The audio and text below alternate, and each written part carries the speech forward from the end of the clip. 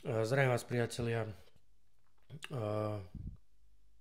Dnes vám poviem niečo ohľadom horčíka, pretože mnohí z vás užívajú horčík a ani nevedia, akú formu, aký typ horčíka užívajú a na čo je vlastne vhodný.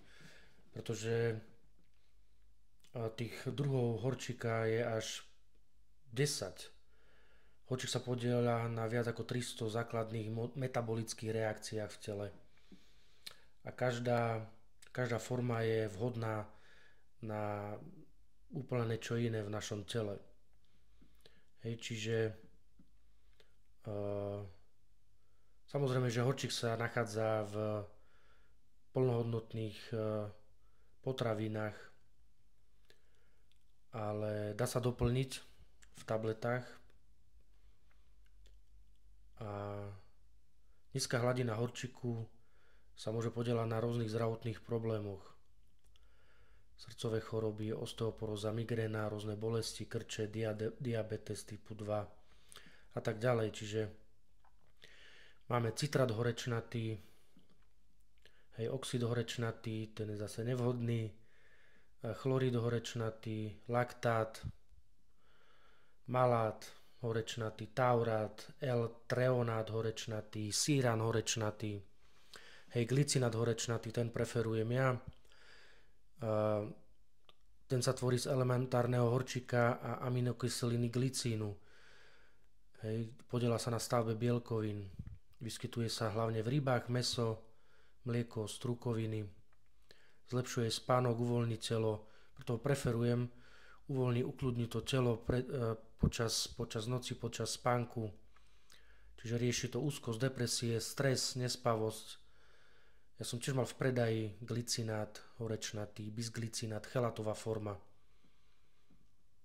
Orotát horečnatý.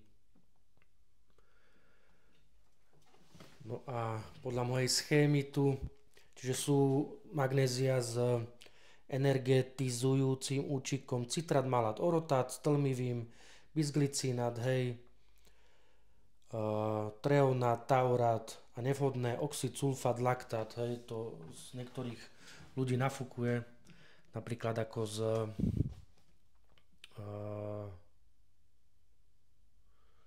čo to predpisujú tí doktori stále?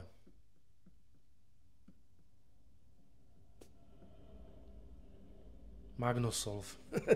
Tak to je oxid horečnatý, a nie je vhodný na doplnenie. Má iba 4% strebateľnosť, pričom glicinát horečnatý až 90%, bisglicinát, tá chelatová forma. Čiže ako som spomínal, každá jedna tá forma pomôže na niečo iné. Bolo by dobre si pred kúpou magnézia urobiť nejaký prieskum na internete a presne zacieliť na ten váš problém tú danú formu toho horčíka. Hovorím, že je toho viac tých foriem, treba si vybrať. A potom sú aj spoločnosti, ktoré predávajú všetky formy naraz v jednej tablete, Preferujem tobolky v práškovej forme, nie v stlačených tabletách. Tak len aby ste vedeli.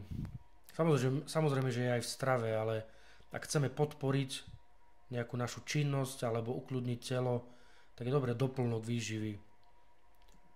A nie je horčík ako horčík. Čiže keď dojdem do lekárne, tak sa nebudem pýtať, poprosím vás jeden horčík, pretože vám ponúknú to, čo im vedúca povedala, aby ponúkali, z čoho majú zrejme províziu.